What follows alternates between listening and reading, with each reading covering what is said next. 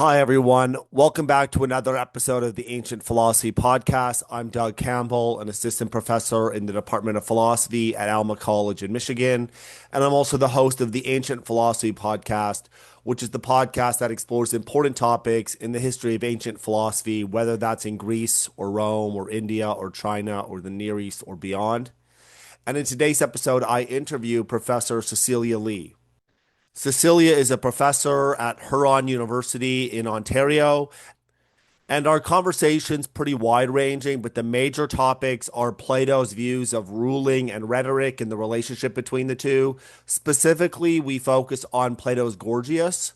So one quick thing before we jump into the episode, I want to just clarify why so many different names come up here in this episode. For those of you who have read the Gorgias before, you'll understand why there are so many names. But Plato is the author of a text that features characters talking to each other: Socrates, Gorgias, Polus, and Callicles. And my conversation with Cecilia mostly focuses on Callicles, the conversation between Socrates and Callicles, which is the longest part of the dialogue. She does refer to the conversations with Gorgias and Polus as well.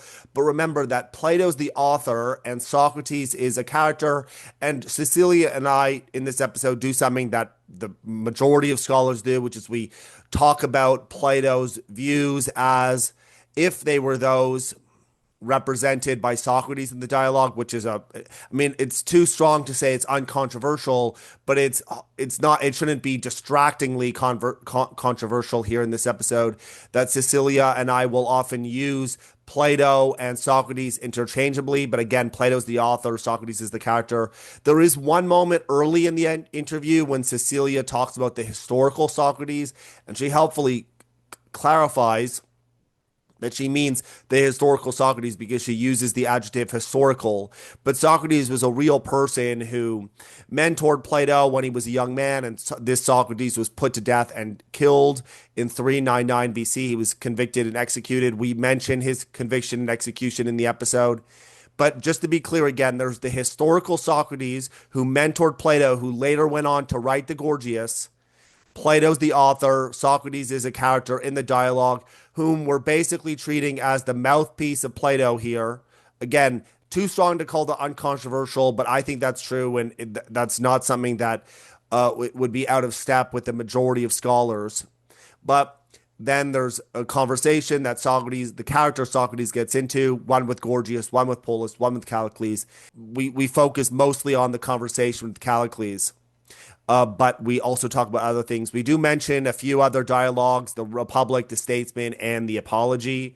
We mention those in passing, and they're not as big a focus in this episode as the Gorgias. I hope you enjoyed the interview. When we're thinking about Plato's view of rule, political rule, what it means to rule another person, we find in that scholars talk about these two different conceptions of Plato's conception of rule. On the one hand, there's an idea of moral wisdom, and on the other hand, an idea of technocratic expertise. Assuming you think that's an appropriate way to think about Plato on rule in the first place, what do these terms, moral wisdom and technocratic expertise, mean? And are they united in some way in Plato's thought? Yeah, so this idea probably is most prominently associated with the scholar Malcolm Schofield in his book Plato on his Political Philosophy. And so the idea is that in thinking about the nature of a ruler, sometimes, and we have this kind of parallel in our modern conceptions as well. Sometimes we look to a ruler as someone who really embodies moral wisdom, right? So they embody the kind of values, the kind of practical wisdom, and the kind of, sensibility about life and what to do. And then on the other hand, we find a conception of ruling as more concerned with expertise, particularly dealing with the different kinds of knowledge or different kinds of pursuits that takes to govern an entire city or a country. So it has to do with, looking after economics, population, housing, all of these kinds of practical things. And so these two ideas are certainly present in Plato. And, you might think of moral wisdom, something much more akin to the historical Socrates, right? Someone who is lauded by most of his followers as a virtuous person who really cared about, not just the kind of worldly possessions, but someone who was concerned with the state of his soul and the well-being of his life. And so you might think that sometimes in Plato, ruling is really concerned, or at least modeled after someone who is, more spiritually or more, philosophically aligned with the kind of person that Socrates was.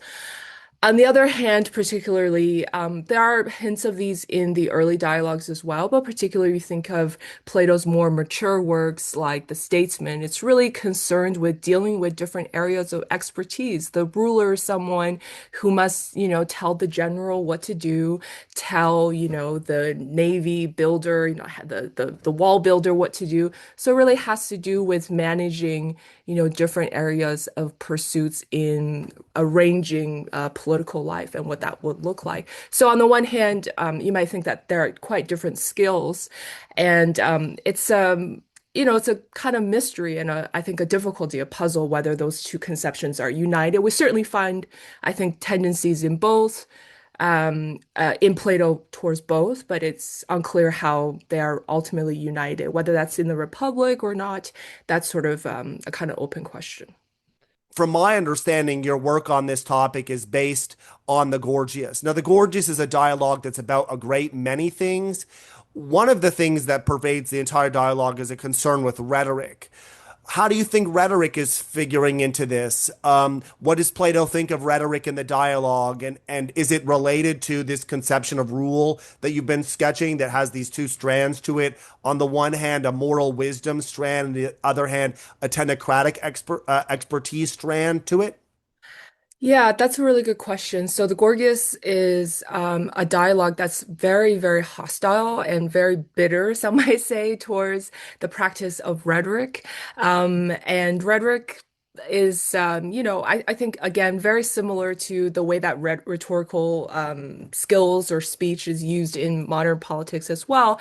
It has to do with a certain kind of populist speech appealing to people's, beliefs rather than saying, things that are, perhaps more tended towards the truth.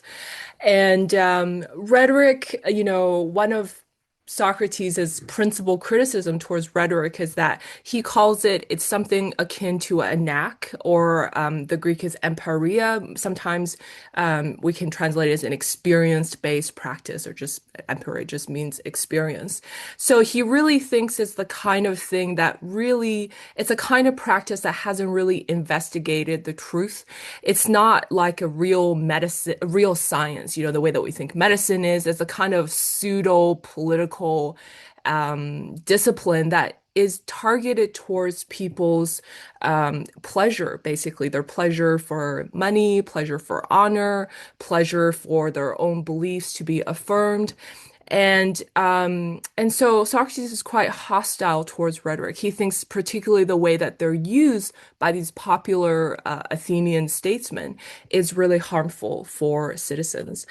And I think one of the things that I'm trying to work on in my own work on the Gorgias is that part of what makes rhetoric so harmful, so insidious for Plato in this particular dialogue is not only that politicians use rhetoric to appeal to the masses and, they kind of work them up and they are, sort of into this kind of frenzy, right?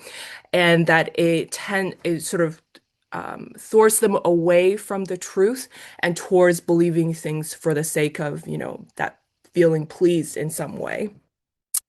But one of the things I wanted to highlight that we find in the dialogue is, in fact, rhetoric is not just about delivering pleasing speeches, but in fact, it has to do with promising the masses things that are ultimately pleasing to them, right? So one of the examples that we get in Plato's Gorgias is that he accuses of these popular, great lauded statesmen like Pericles of building, walls and, navies. And all of these things, in fact, were not for the sake of the well-being of the city, but rather because they, made citizens happy. They, appealed to their sense of honor of Athenians, living in, a place that had a great navy power.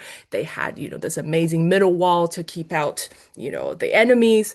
And so in that sense, to just go back to your original question about these two conceptions of rule, in that sense, rhetoric, when it's used by politicians in such a way, actually interferes with a technocratic conception of ruling. So instead of managing all these areas of expertise for the sake of the good of the city or the good of the country, rhetoric actually interferes. And I think that's a very modern and intuitive idea because we see that rhetoric, when it's used by politicians, interferes in, the domain of health, right? What constitutes real health and domain of, military strategy, etc.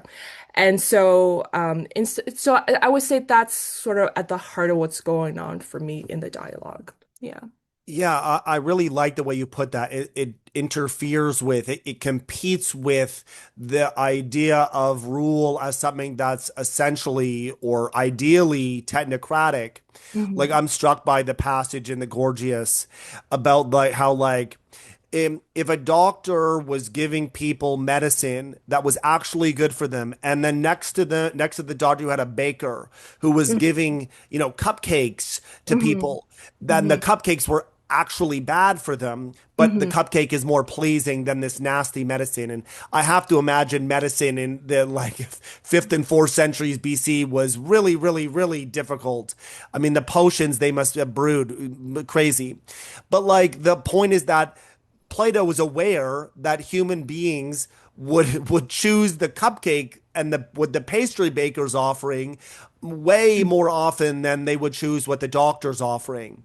When Hmm. you talk about like this interfering with the technocratic conception of the expert, is that kind of what you mean, that like this knack wins out Hmm. way more often than what's actually good for people Yeah. would win out? Yeah, I think so if we think about very simply fifth or fourth century Athenian democracy, basically, there are a set of a polis comes together to deliberate about a variety of questions that are generated by the polis. And they're sometimes practical, should we go to war right now? Should we build the middle wall? Should we do this? And but these kinds of practical questions, in fact, for Plato, at least on my interpretation, are quite important because they have to be thought about in the larger kind of scheme, in the macroscopic picture of whether they will lead to the flourishing of citizens. So one of Socrates' examples is that he says Pericles, in fact, when he instituted wages for performing public services, citizens that could, get a wage for sitting on juries and etc. He actually made citizens, he calls them phila argus, which is lovers of money, basically made them greedy, right? So Yeah. these kinds of more local, practical, day-to-day decisions has to be thought about in a kind of more macroscopic view by the political leader. How is this particular decision ultimately going to fit into this larger picture of supporting the good of the city? And so one of to just go back to this idea of a real kind of craft versus a mere knack, a pseudo craft. One of Socrates' examples is that when you think about a craftsman like a house builder, he has some kind of conception of the product that he wants to bring about. So in his mind, he has this kind of ideal, house that he's looking towards to. So when he's working his materials, he's selecting wood and whatever it might be, fitting them together. He's doing it in a rational and organized manner so that they ultimately all come together to produce this harmonious product that he has in mind. And so it's a kind of, to put it more technically, it's a kind of teleologically structured process, right? And it's rational on the basis of reason, on the basis of having some kind of expertise. And so, for me, the political craftsman, at least in some strands of the Gorgias, is much like this, right? Because they have the right conception of the goal, they are an expert of the good life in some way. They understand what justice and self-control is. They sort of arrange political life in such a way, just like the house builder arranges his material in order to bring about for the Gorgias, the goal is to bring about citizens who are self-controlled and just, right, or temperate and just. So ultimately, bring about virtuous citizens. That's the goal of ruling in the Gorgias. What's interesting to me is that it seems like there are two criticisms of rhetoric that are emerging from this. And I could be misunderstanding, and maybe it's actually just one criticism.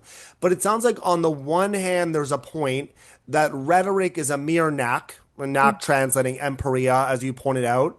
And on the other hand, there's the idea that rhetoric is being misused to serve people's pleasures as opposed to what's actually good for them, or what is actually in accordance with some expertise. Mhm. Like, I see where you're coming from about especially about the expertise thing, but Mhm. the knack thing is interesting to me independently of that. Okay. And certainly Plato was incredibly clear about this point in the Gorgias, that rhetoric is a mere knack. I'm Mhm. curious about why that you think he characterizes it that way. Like, Mhm. it seems to me like what you're saying is that it's Mhm. divorced from some kind of correct Mhm. conception of what's good, or a correct conception of what the aim of rhetoric really should be, or what some craft should be. Where do you think Plato's coming from in characterizing rhetoric as a knack as opposed to a true craft or skill or expertise, however you want to translate techne instead? Where do you think this characterization is coming from? Yeah, I understand what you're saying. So I think one way, tell me if I'm wrong, but I interpret your question is that where does rhetoric go wrong? Is it because it's irrational in some way, or is it because it ultimately is aimed at the wrong thing, i.e., pleasure? Can it aim rationally, systematically at pleasure, and then therefore it will become a real expertise? Would you say that's fair, what you're asking here? Yeah, exactly. Yeah. So I think there are different ways of understanding, or there are different ways of answering that question, at least. So, for example, in the Phaedrus, Plato is much more, I would say, positive or much more sympathetic towards rhetoric, and maybe a little bit more optimistic about the possibility that there will be a noble kind of rhetoric, as he says. In the Gorgias, we find some allusions to the possibility of a good kind of rhetoric, but what exactly the nature of that is unclear. In the Phaedrus, Socrates says, rhetoric can perhaps be noble if it is subordinated under, the philosopher or some kind of true political expertise.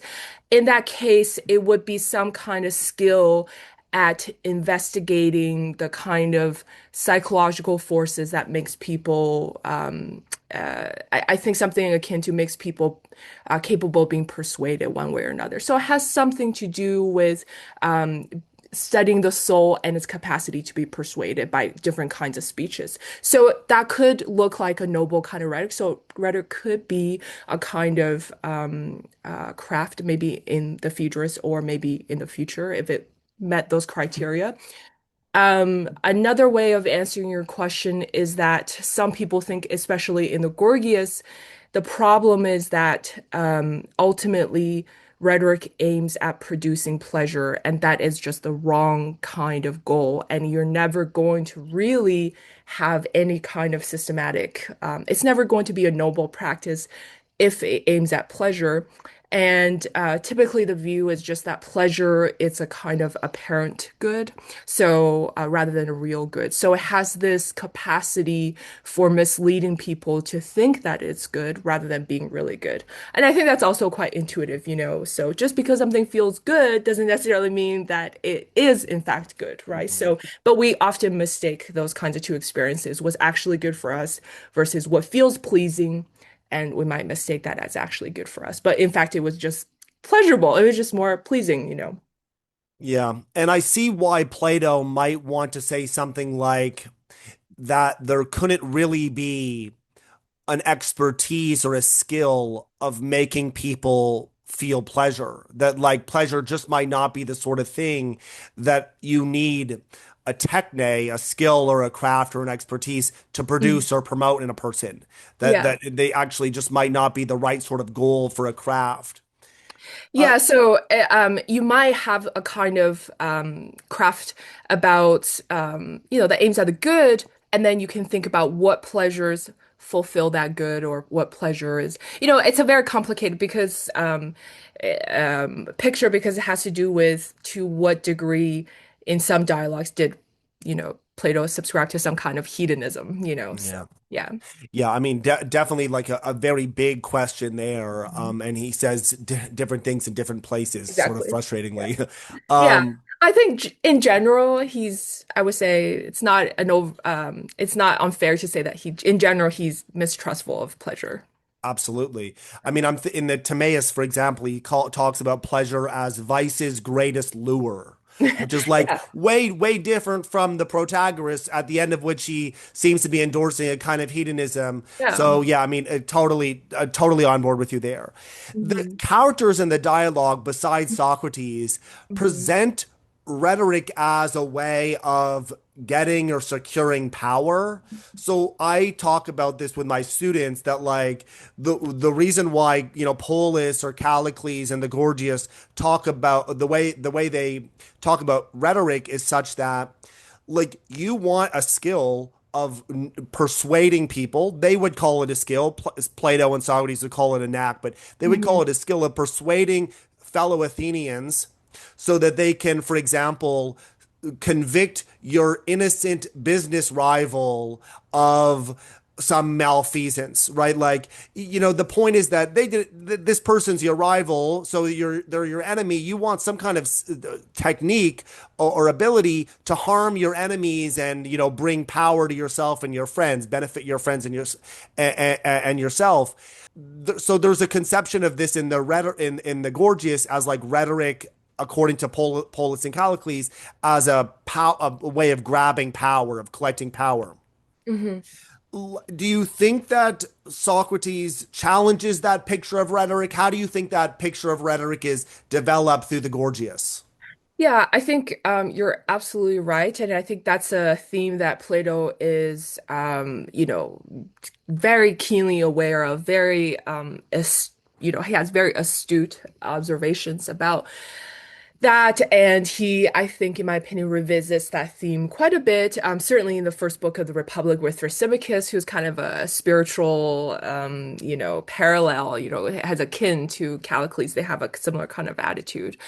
And so this point that you're talking about is that, yeah, being a really charismatic, dynamic speaker, especially towards the, majority of people, towards the populace, is an incredible way to gain power, and rise to the top. That's a theme that's really, really vivid in the Gorgias, both through all the interlocutors, in fact. The first time we get introduced to the idea of rhetoric, and what it is, Gorgias himself, the namesake of the dialogue, a character says, it's the source of freedom for all mankind. With this, the doctor will be, and the physical trainer, the financial advisor, they will be your slave, so it's exploitative and manipulative, and it has the capacity, right, to really manipulate people into doing what you want. And so if you are, this is kind of the political background, I would say, or the cultural background, is that if you're a really ambitious, talented young person in, 5th century Athens, this is one of the ways you have to be a really dynamic speaker in order to gain political popularity. So I think, the Gorgias is probably the dialogue that gives a really rich picture of what that looks like through through each of the different interlocutors. Callicles is probably the most overt one. He's the most honest about what it is. Gorgias is maybe a little bit more reserved about that. And Polus is aspirational. It's like with the idea of rhetoric, you can really I like to, in some of my past things I've written, it's like you can rise from pauper to king. That's really the idea there. Yeah. Here's a bit of a speculative question. Like, do you think that part of Plato's criticism of rhetoric, if that's how we want to talk about this at all, as Plato criticizing rhetoric itself, and we might want to disagree with that characterization because of some of the stuff you mentioned earlier about how there might be a noble rhetoric or something like that. But let's say we wanted to characterize this as a criticism of rhetoric. Do you think, As it yeah. is practice, you might say. Yeah. Absolutely, yeah. A criticism of rhetoric as it is practice. Do you think that part of it is hiding a criticism of democracy too? I mean, I, I doubt that someone in ancient Sparta could rise from pauper to prince. But unless maybe you like killed a bunch of helots or something. But like the point is that do you think that this is a fundamental part of Athenian society that he's criticizing? I think on my view, I don't think it's hiding like a criticism of democracy. I think it's pretty overt. But does Socrates ever come out and say in the Gorgias, democracy is not the best kind of system? I don't think so. But he does say, it's a very memorable, kind of well-known part of the Gorgias where Socrates says, I am the only one, if not one of the few, who has practiced true politics, and I am one of the few true politicians. And that's a kind of a paradoxical claim because Socrates himself is often, has this known to be someone who doesn't concern himself with politics as a practice. So really what he's saying there, I am one of the few people who has really concerned about what politics ought to be about, which is caring for the soul and what really ultimately matters. Yeah. Is it a fundamental part of politics? In my thinking, I think Gorgias is quite pessimistic about the nature of democracy, at least Mhm. as he saw it was practiced. I think there is this little bit, and he says, we have to force the Athenians, kind of like we force children to take medicine and do what's good for them. We have to, gear them towards what is good by persuasion or by force, right? Mhm. So that leaves it quite open that he thinks whether it's really possible um, in a kind of democratic society, which is by nature ruled by people and thus by nature ruled by different kinds of Mhm. appetites and desires. So I think Yeah. he's quite pessimistic about democracy, but maybe not as outright critical. Yeah. Yeah, I definitely want to go back to the point about the true politics and Socrates as a practitioner of true politics. But before I do, I want to just continue this line of thinking about about this picture of rhetoric that you find in the Gorgias presented by Polus and Callicles, where rhetoric is a tool for getting and keeping as much power as possible, right? You put it really well when you quoted Gorgias, another character in the dialogue, where rhetoric is a source of liberation. What do you think Plato has to say about that picture about of rhetoric? Do you think that how does Socrates challenge this picture? I mean, the dialogue is in some ways kind of dramatic. It operates at a dramatic level because we know eventually what happens to Socrates himself, right? He was convicted. And so there are these kind of passages, poignant passages in the Gorgias that alludes to this. And at one point, Callicles says, Socrates, you better learn rhetoric and abandon philosophy because you need to protect yourself when other people bring charges against you. You're not going to be able to, by the time that Plato's writing this dialogue, we already know what happened to Socrates. So it's in some way a kind of, as many people put it, the dialogue is really a contrast between two kinds of lives, right? Is it the life of what most people are doing, one of pursuing power and wealth and pleasure, or is it the one of pursuing virtue, even at the cost of, giving up your own life for? So, it's difficult to say what sort of Plato's, overt message is, but I think that's really at the heart of it is that, this is the moral ideal that Socrates died for, and that's what he thinks it ultimately is what's worthwhile and what's worth pursuing. And certainly that's the case with the end of the Gorgias with the myth, thinking about afterlife and how we're punished, etc. So that's what I take to be kind of a big kind of takeaway from the Gorgias. Yeah, I mean, and bringing up Socrates' conviction and ultimately his execution there is so worthwhile, right? Because when a second ago when I was talking about the way that Polus and Callicles conceive of rhetoric as a tool you can use to harm your rivals and benefit yourself, right? Like we should remember Socrates himself was on the receiving end of that in 399 BC and died as a result, where for a bunch of complicated reasons he had these enemies who were out to get him, and young man Plato witnessed his mentor be executed for this. I mean, with that in mind, do you think that we should say that Plato is rejecting rhetoric? Is he redefining the political art here? I mean, we did mention earlier that like when I said, when I talked about criticizing rhetoric, you added the qualification rhetoric as it's practiced today, which might clue us into something important about what you think is going on here. But I'm curious about your answer to this question. Do you think that Plato is rejecting rhetoric, or is this all happening in the context of a redefinition of the political art? Yeah, that's a really good question. I think that the most straightforward reading is that in the Gorgias, he's absolutely rejecting rhetoric as his practice. He's incredibly skeptical of the nature of rhetoric. He leaves small possibilities about the optimism of a noble kind of rhetoric, but only if that is subordinated under the possibility of a real political art, as you say, redefining the political art. And so, the paper that I'm writing on, it's called A Fork in the Road, and it's kind of borrowed from a lot of secondary literature, older secondary literature, where they'll say, Plato in the Gorgias is at a fork in the road. He is split between two, there's this kind of theme here. And I think on the one hand, you do see Plato sort of really thinking about the Socratic moral ideal, the Socratic moral legacy. But on the other hand, you could read, and so rethinking Socratic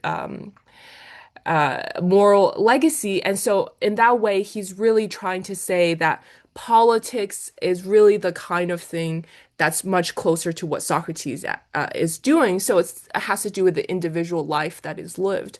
But there is a strand of Gorgias, and that's what I hope to bring out is that that's actually closer to Plato as a political reformer, hence connecting back to your question of redefining the political art. And so taking what Socrates practiced, taking Socrates' moral ideal, and then maybe in one way or another translating that to kind of tangible political leadership, and thus reform all the different kinds of civic and social institutions, right? Reform the kind of life that is lived under this kind of new political art.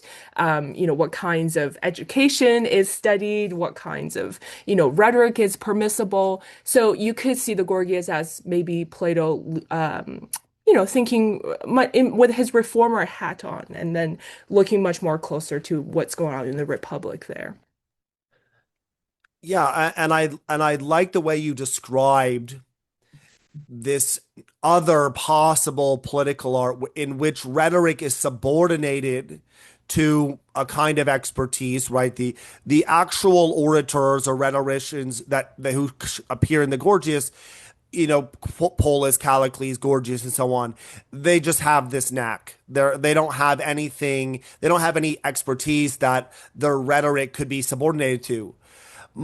Could you say something a little bit more about what that would actually look like or involve, the subordination of rhetoric to a political art? What the heck could that actually look like? I guess maybe so it is a little bit speculative, but I suppose it's the idea that sometimes in order to do, what's good for the city, what's good for the country, a political leader has to make various kinds of complicated decisions and various kind of life-shaping arrangements for its citizens. But citizens are not always, there are various kinds of people, and they're not always, clued in to this complex picture that's going on. So your political leader may be making a decision that you yourself is not quite aware of. And but that ultimately is good for us. We're thinking ideally of a benevolent, supreme extreme, philosopher ruler. So we're thinking ideal cases. And in that case, it might be useful to have someone who's really good at persuading people to believe in the right things. And so in that way, the speeches are in some way supporting the sort of overarching goal of a good kind of ruling, right? So persuading people that maybe we shouldn't be paid wages for, sitting on jury services. Maybe there's something we ought to be doing. And maybe we shouldn't build these walls. And because, in fact, it makes us more cowardice rather than courageous, that kind of thing. So you might need the rhetorician to come rather than explain, but rather persuade people. Actually, discuss this quite a bit with one of my undergraduate classes about Plato's ship of the state, which is this famous analogy from the Republic where everyone is fighting on the ship to about where to go, and the expert navigator is sort of off to the side and no one listens to him. They think he's basically crazy looking at the stars. And so the question I pose to my students is, well, why do you think it's so difficult for people to listen to experts, and why do they listen to someone who doesn't know anything about health rather than the doctor, the expert practitioner? And so I had quite interesting discussions about that. But there is some kind of gap between ordinary people and experts. There's a kind of miscommunication or a lack of trust or whatever that might be that makes it quite difficult, and that theme is running throughout Plato as well. Yeah, I mean that's such a good question to pose to an undergraduate classroom. Why don't people listen to the expert navigator? I do recall the passage that you have in mind in the sixth book of the Republic where the expert navigator is like totally dismissed as a babbler, as a stargazer, someone who's just like totally clueless. And so the state doesn't realize the great resource it has, the great asset it has, which of course, evokes yet again the image of Socrates being executed. That we didn't know how good we had it with this person whom we sentenced to death. Do your undergraduate students ever have a very good answer to the question? Why don't we listen to the expert stargazer? Oh, yeah, I think it's a question that resonates with them quite a bit because it's like a fundamental fabric of their lives, right? There's a lot of kind of pseudoscience, a lot of kind of different opinions on social media and in the news, and they see it playing out in politics as well. And I think their answer is quite simple, and I think it's quite true. They said experts are really boring. They speak boringly, they speak in this jargon, and most people don't understand what they're saying, So why should I trust you? And I'd rather listen to someone who is making all these dazzling speeches and makes me feel like I know something and what I believe is right. And so it's actually quite a complex psychological process about why people aren't ultimately, persuaded or have this kind of complicated attitude towards truth and expertise. And, that's like, I think, a huge theme in our modern life. Yeah. Wouldn't you agree? I would agree, lamentably, regrettably, but yeah, I mean, it reminds me of the point we were talking about earlier, where orators or rhetoricians are people who aim at pleasure. They have this knack that's great at pleasing people, but the expert isn't concerned with pleasure. And we could think back to the point that the passage we were talking about earlier, where Plato says, "Look, the pastry baker is just going to win." 9 times out of 10, and maybe even 10 times out of 10, at getting the person to buy the cupcake, as opposed to the doctor who is going to struggle to get the medicine. The doctor cares about what's best, cares about what's true, has an expertise, whereas the pastry baker just has this simple knack of producing pleasure that perhaps they've learned through trial and error, or maybe they just really just have like an inborn talent at it. And you know it makes sense to me that your students would mention how boring experts are, because experts are just not interested in pleasure, right? They're interested in something else entirely, which is also why the person with the knack is inferior to them. But it just so happens that when you have a knack of producing pleasure, people are really, really going to flock to you. But that doesn't mean that you're right or that you're worth listening to.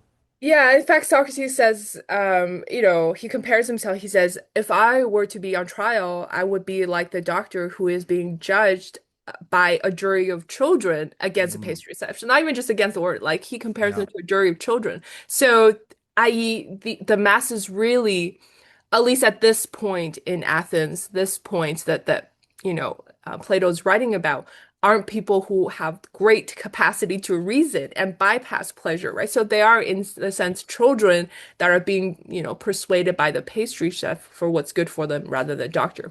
And I think there's something to be said that has been brought up a lot in the secondary literature, something to do with pleasure and pain, right? What Socrates does, his method of questioning people, and we can generalize that point, telling someone that they're wrong, telling someone, that they don't know, telling someone that what they have isn't the truth. It's ultimately a painful thing. It's not really, it doesn't make you feel good. And whereas, the rhetorician or the orator will say things that, make you feel good. So, Mhm. to go back to your point is that experts are really concerned about, making you feel good about yourself or making you feel good about what you believe. They're really concerned about telling you what is in fact the case, right?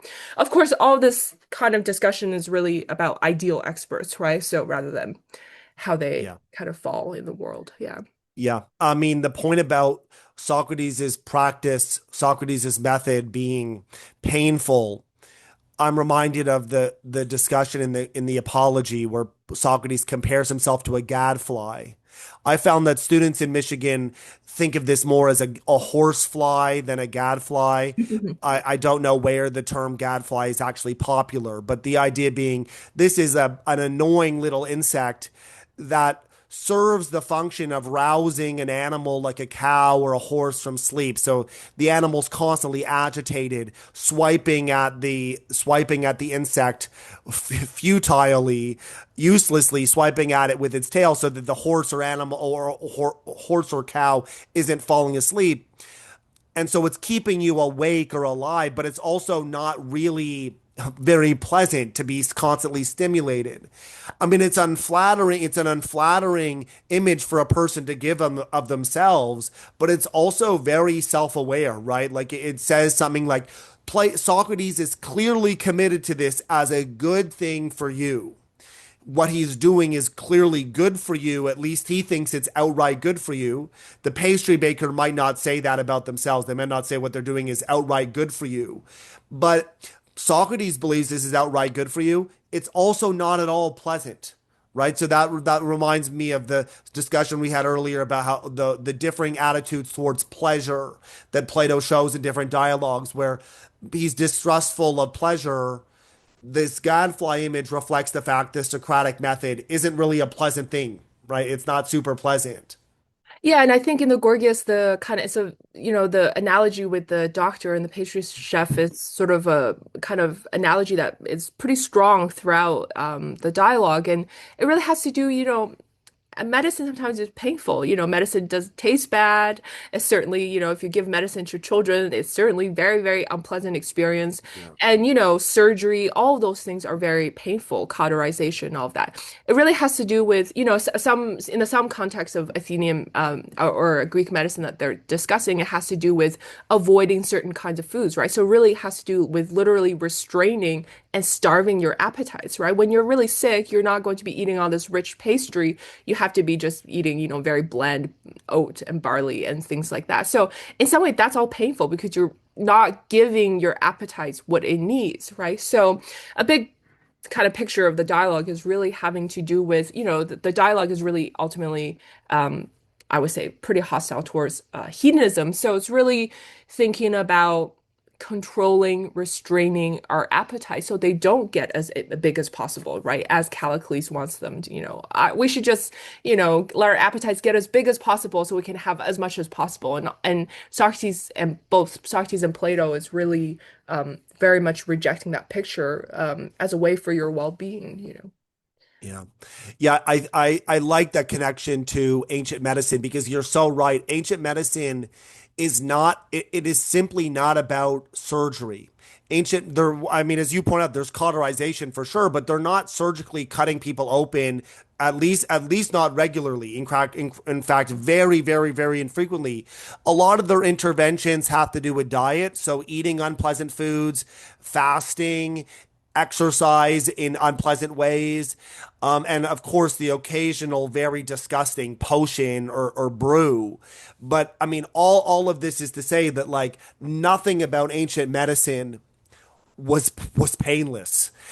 Yeah, so the idea is like listening to someone who tells you, really pleasant things, who tells you what you want to hear at a political level is like consuming lots of bad foods Yeah. when you're already really sick. Yeah.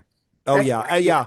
And of course, I mean, very shortly, I'm sure we're going to talk about the whole caring for your soul aspect of things, because this is all because what you just said about like not care about like consuming bad foods, it's all an analogy or a metaphor for the way that some of these orators give us things that are bad for our soul. But before we go there, let me just ask you one other question about the idea of subordinating about like a noble rhetoric that's subordinated to knowledge or though a true political art. The very first question I asked you was about the technocratic expertise thing, and you mentioned the way that part of being a ruler, ideally, I definitely underscored the word ideally here. Part of being an ideal ruler is knowing when to command the person building the wall, what commanding the person who's holding the armies, commanding the person who's running the plumbing or irrigation or whatever. Do you think that that's also playing a role here where we are when we're talking about rhetoric subordinated to the political art, that there's a part of this that's about directing other people to do certain tasks and when to do those tasks, a directive or instructive part of rhetoric?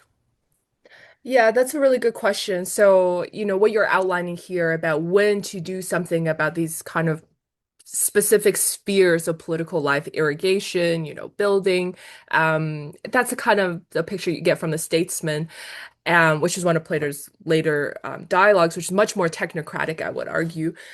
Um, is this picture in the Gorgias, I think, is there in a very subtle way. And that's, I guess, one of the things that I'm trying to draw out from the Gorgias is that I see that there are evidence for thinking that there are this kind of, picture there. Does he say, it has to do with when to do certain things, when to, go to war, etc.? Not explicitly, but he does at certain points talk about, this true political art will be the kind of thing because it really cares for the soul and knows what's good for it, it will serve, at the top as the rightful mistresses of all the other arts. So that's really his way of saying it will be in control. And he says, moreover, that they will use their products, i.e., what these subordinate arts are doing in service of tending to the soul. So that gives us enough picture of thinking about that this political art is really using the products of the subordinate arts. And in that way, it's much closer to the kind of thing that you're describing. Is it super explicit? I would say that's what I'm trying to draw out. Yeah. Yeah, and I like that phrase you used. It's about using the products of subordinate arts. Like Mhm. when I teach the Statesman to students, I will often think about and get them to think about a director of a movie. That the Hmm. movie director doesn't know how to play any of the instruments. For example, like in the orchestra, a director might be an actor also, but that would just be a total accident, right? A director could be someone who knows they have no acting skills. They don't know how to, for example, make the sets, but they know how to put all of these things together to make the way that there's a difference between like a sous chef and a head chef in a kitchen. The sous chef is the one at putting the stuff in the fryer, but the head chef is the one who knows how to use the person who's putting the stuff in the fryer. And so the word that will often come up in this context is architectonic, about using other arts. and you want to pull this out of the Gorgias. Yeah, I think it's funny you say director. So sometimes one of the kind of analogy that's being used that's helpful here is also like the conductor of an orchestra, right? So they are ultimately in this, as you say, architectonic, or they have this kind of hierarchy. They're at the top of this hierarchy, and they have this kind of scope, and they're really, conducting each individual sort of, musician to ultimately uh, sort of bring together one piece of harmonious music, and he's really in charge of conducting that. So yeah, in some ways we can think of the true practitioner of the political art as in some way a conductor of these various subordinate forms of expertise. And the language of using the products of subordinate arts, that's really something that's those are Plato's words in the Gorgias. So that's why I think when he says those words, that means quite a bit. That's signaling to me that he has this kind of picture because this user gets repeated quite a bit throughout his corpus to designate some kind of issuing directive relationship. Yeah. Yeah. So, what does this have to do with the soul? Where does the idea of caring for the soul come into this? Yeah, I'm glad you asked that because on the one hand, you might think, well, what does, telling the general here, this is a good time to go to war. What does telling the, master builder, build this wall at this time, what does that have to do with caring for the soul, right? It seems kind of a stretch. And well, caring for the soul in the Gorgias really, as I was telling you earlier, has to do with restraining, controlling one's appetites so that they're not disruptive to our well-being. So this is what makes us harmonious, and ultimately just and self-controlled. That's the two kind of virtues that really are at the center of the Gorgias. And so what I'm really gesturing towards is this idea that day to day, or another way to put it, the day-to-day life of a citizen, or rather the material conditions of a citizen, how you live your life day to day, that's kind of set by, your polis's political leader, has quite a lot to do with the kind of person you turn out to be. I mean, that's the entire project of the Republic, right? What are these kind of permanent life-shaping arrangements I can make so that I would produce this kind of citizens, right? This kind of education, this kind of early childhood experience, this kind of division of labor, etc.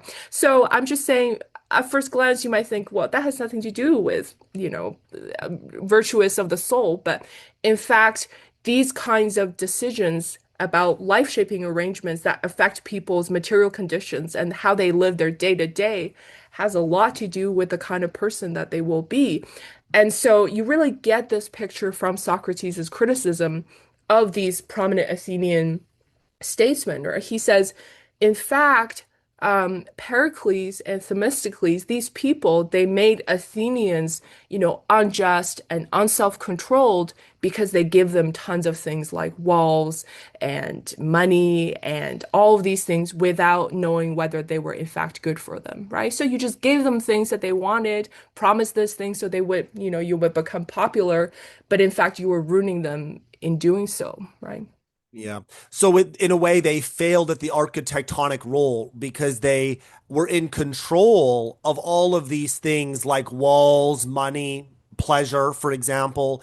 And you have these people who totally gave them at the wrong time. If we want to use your example of the conductor of the orchestra, we gave these people control over all these resources, right? We gave this person a role as a conductor, put them in front of an orchestra, and they just played all the wrong notes. They asked for the wrong notes to be played at the wrong time. I Um, would say, yeah, I would even complicate that picture because rhetoric in the dialogue is like just ultimately disruptive to any kind of expertise, to the political level and at the sort of local level, So one of the first things Gorgias says in the dialogue is that, hey, you can use rhetoric to speak to anybody. You can use it against anybody. In front of, a large crowd, in the council meetings, it's not the expert who says, the wall should be built like this, but it's, the orator. So they actually Mhm. compete against anybody. So this Yeah. idea of being ultimately disruptive to truth. So going back to your example about the conductor, so it's like the conductors, not only are they not conducting, but they're interfering. Actually, they're not even employing real musicians. They're interfering at every level. So it's a kind of disorganized, irrational thing, right? Yeah, I see what you mean. It really does circle back to the point you made way earlier in this conversation about the orator, the rhetorician as a competitor with the expert. And then we think of the ship of state analogy in their public that like all these like wannabes, these would-be rulers, they want all of these people who are like seizing control of the steering wheel of the ship, the tiller of the ship. They're actually competing with the true expert navigator just by virtue of their existence. They're a disruptive influence on the ship of state. One of my favorite passages from the Gorgias is, Socrates is giving this long kind of description about a hellmanship, Yeah. yeah, hellmanship. And so it's really the art of saving people at sea, right? And he goes, it's a kind of fairly humble kind of expertise, a fairly humble craft. And he goes on pages to describe, what they do. And he says, what they do is actually pretty important and quite impressive, but they never boast about it like the way that orators do. And he says this important thing at the end. He says, well, when they save a life at sea, this person, this expert walks away not knowing whether he has done the right thing because whether it was good to save this person ultimately depends on the condition of his soul. So the hellmanship is unlike the orchard. They understand the limits of their expertise. They understand that they are sort of subordinate and they understand that, they're really only in charge of a small piece of the picture. So the orchard is really disruptive, I think, to every level of, one way that I used to write about this is that, Plato really sometimes going back to this technocratic picture, he's really attracted to a society to building an ideal society that sees the rule of knowledge as its fundamental fabric, right? At every stage, right? From the kind of local level to the political level. It's built by this rule of knowledge, the ring of knowledge at every level. And rhetoric is really entirely disruptive to that, to the entire picture, Yeah. to this goal. Yeah. I mean, it is so interesting then that all of that on the one hand can be true, and on the other hand, there is the possibility of a noble rhetoric. I Yes. mean, do you like, given everything you just said, I would expect Plato to say, therefore, let's get rid of rhetoric. Let's excise Yeah. it from the polis whole cloth, right? Let's just get rid of it. But he actually wants to rehabilitate it. Yeah. And it's, a mystery to me why he does that. And, I think ultimately he sees it as a kind of incredibly useful practice.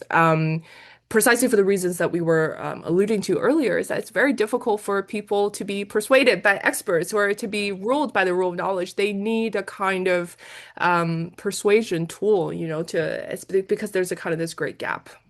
Yeah, four people in fifth century Athens get singled out in the Gorgias for not being great.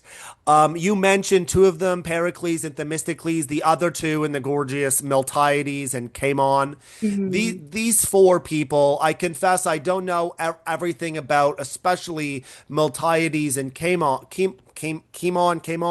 But the idea of all four of them is that they played a big role the second Persian invasion early in the stages of like the Peloponnesian War and like were like players in the political, some of them were players in the political scenes between Sparta and Athens. And what's true about at least three of them, Miltiades, Cimon, and Themistocles, is they all end up getting exiled from Athens. That doesn't mean forever, just meant for 10 years. But they get exiled. The Athenian population doesn't really like having them around forever. They give them power for some time, but then the people end up pushing back. They're kind of unruly. The Athenians are sort of unruly towards these people. Like, what's the substance of Plato's criticism of these four people?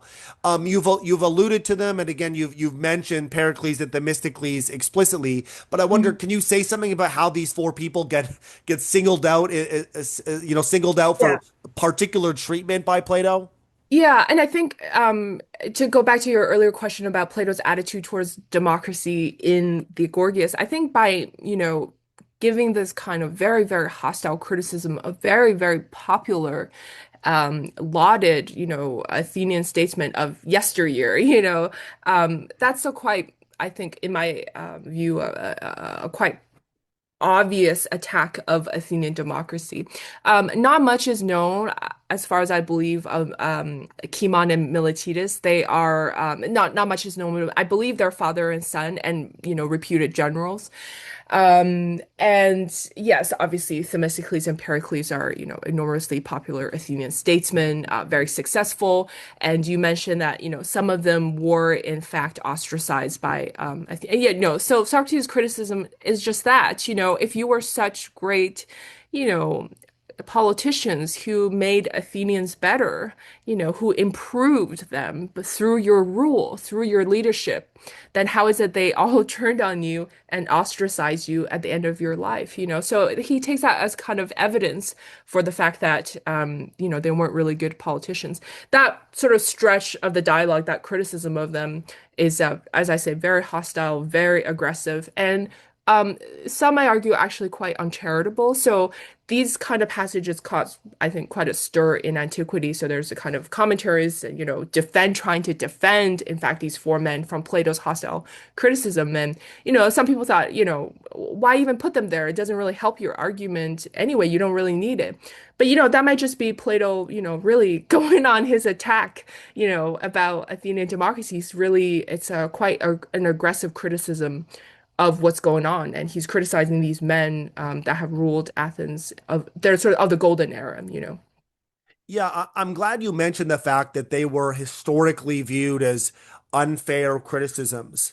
Do you think that that's right? Do you think that the criticisms were unfair, or I mean, bearing in mind, I'm not asking you to truly evaluate these four men, especially if Cimon and Miltiades are not completely filled out in our literature. We don't really know, we can't really create a fair assessment of them. But do you think that it is a what are your thoughts on these criticisms? That's my best Yeah. way of putting it. Yeah, it's hard to know. It's hard to know when Plato's criticizing historical figures. I think I'm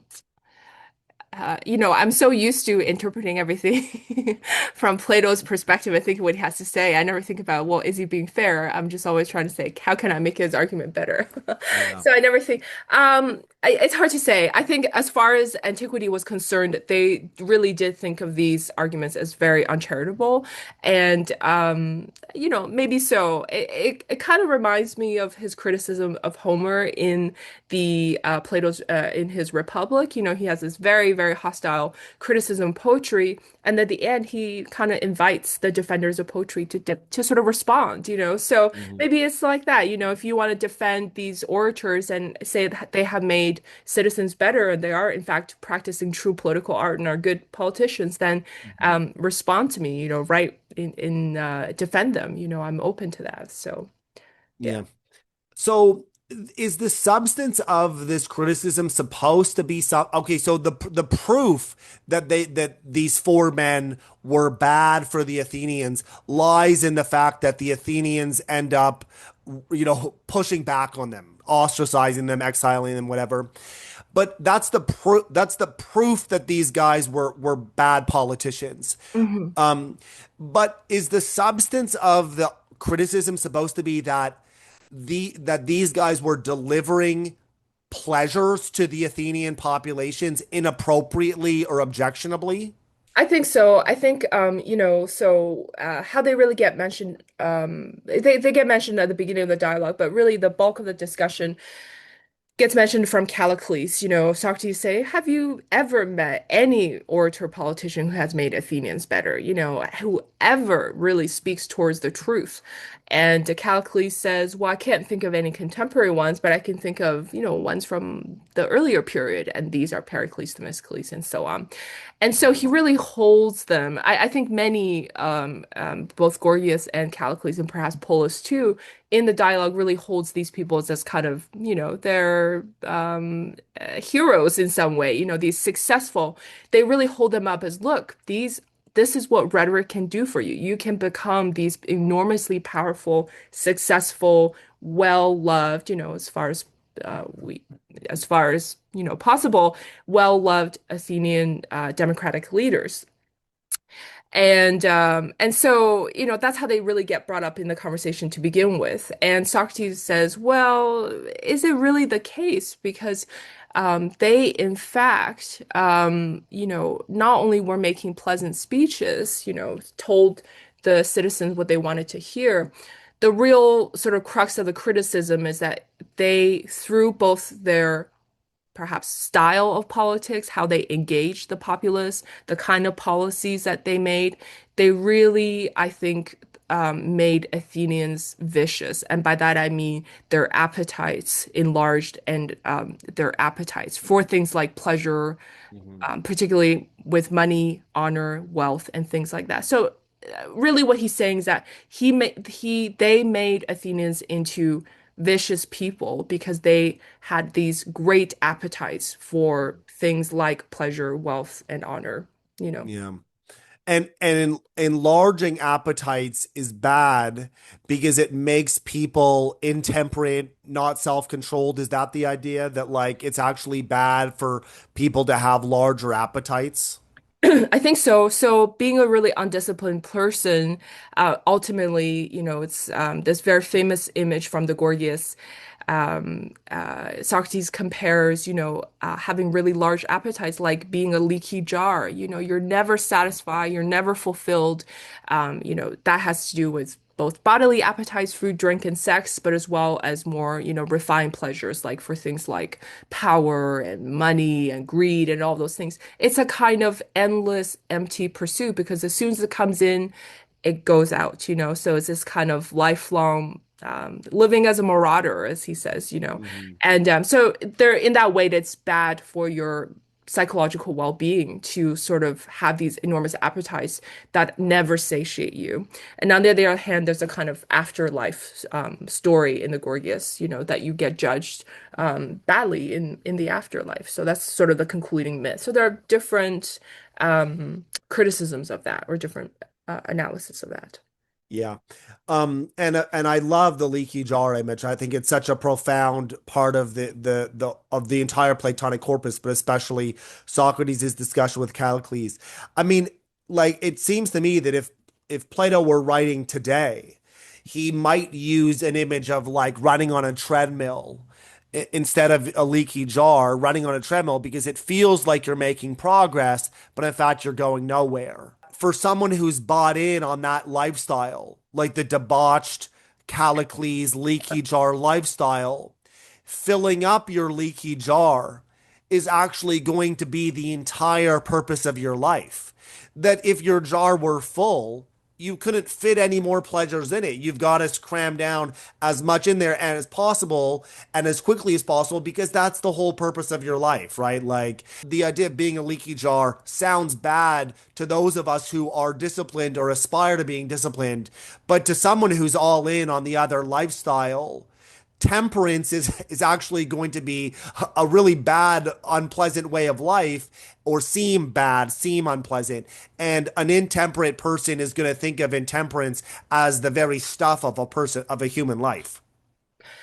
Yeah, so you might say, what can we offer to those people who are already bought into the Cataclysm kind of, life philosophy? And I think that's an important question because these are sort of two ways of life, right? As I said at one point, that Gorgias is really a contest. It's about two ways. On the surface, is about rhetoric versus philosophy, or rhetoric versus craft.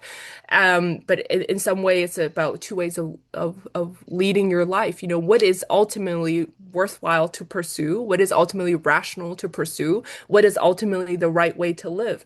And I think in that respect, you have to give Plato his credence, because the way that he writes, Callicles' speech in defense of that lifestyle is incredibly, charitable and incredibly persuasive and incredibly powerful. I think many people will read that and think, yes, this is right. There's what's just by nature, which is, being strong and more intelligent and superior, and what's just by law or by convention. And I shouldn't have to live by these kind of, populist morality about being Mhm. temperate and controlling myself. I should be, just by nature, I should be, as superior as I can, and have as big of an appetite as I can, and take up, as much as I can. And so it's a kind of this idea of being pleonectic, right? So being greedy and taking in as much as I can. For that kind of person, I think ultimately, what you can say is that there's something bad about, one theme in the Gorgias, there's something about order, there's something about organization that's Mhm. ultimately, that's the basis for goodness. That's order and harmony is part of the universe, it's part of social relations, and is part of the individual human soul as well.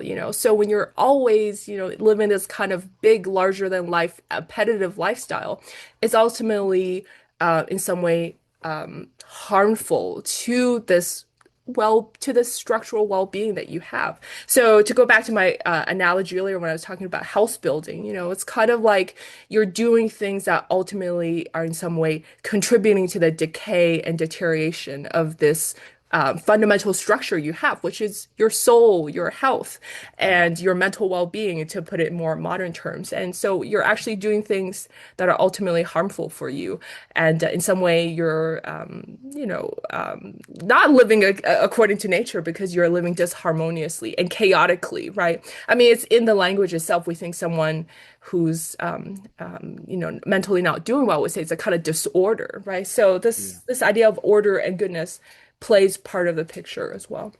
Yeah, I like the way you described all that. Like just as an expert has to follow a blueprint or a model or a paradigm to make a house be great and fulfill its purpose as a house and so on, so too do we need to follow a kind of order, a model, a paradigm, a blueprint when we're thinking about how we want to structure and arrange our souls.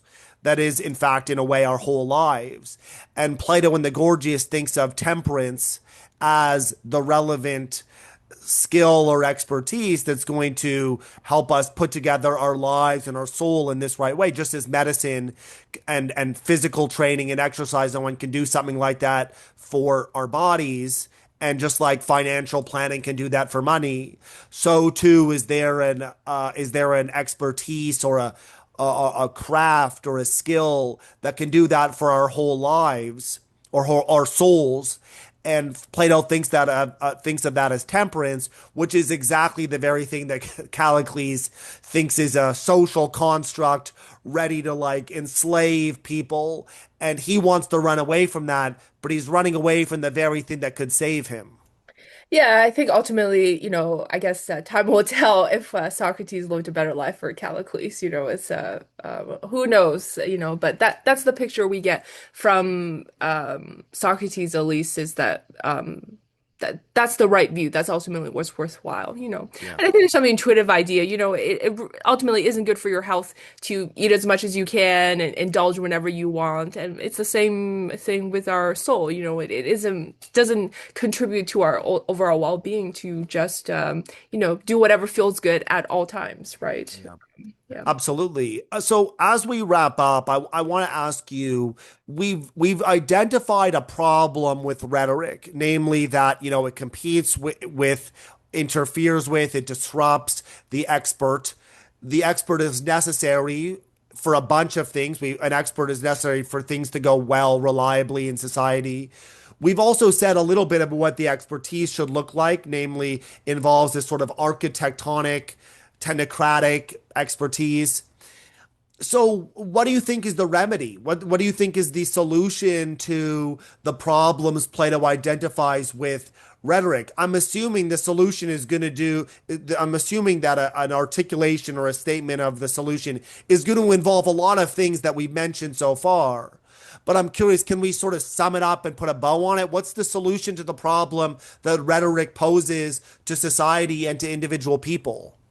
Yeah, I think to begin with, rhetoric can't operate as the sort of dominant skill in politics, right? Politics is not identical with rhetoric, so to put it that way, or any kind of orator style politics. So it has to be in some way brought down a level. And so it can't compete and can't mask itself as true political art. I would say that's the first remedy. And rhetoric has to be maybe relegated to a specific area of expertise, just like generalship, just like, wall building, just like economics or whatever it might be. So it has to be subordinated in some way.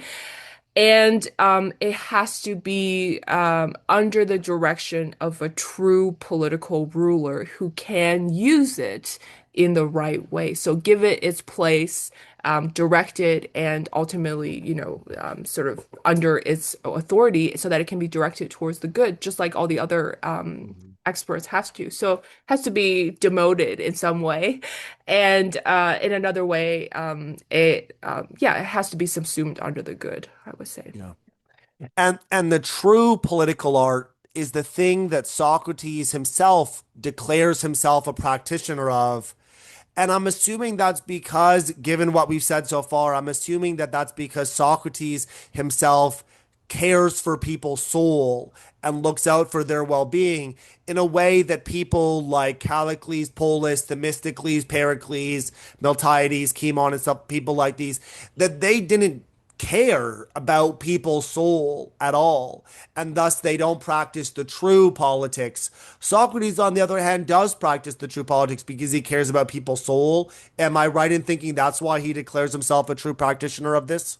I absolutely. So he cares for the condition of people's soul. He cares about the condition of his own soul. He tries to rule his own appetites and be temperate and a just person the same way that he encourages other people.